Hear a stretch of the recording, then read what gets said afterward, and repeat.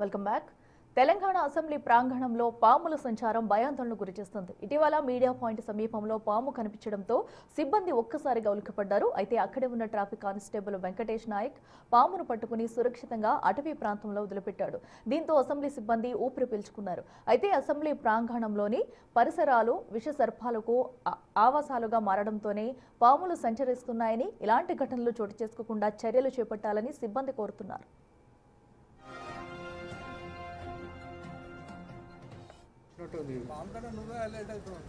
यार మంచి చూపే పాము ఉన్నమి నాగలో చిరంజీవి వచ్చింది మా వాళ్ళు ఉంటే ఫోన్ చేసి సౌండ్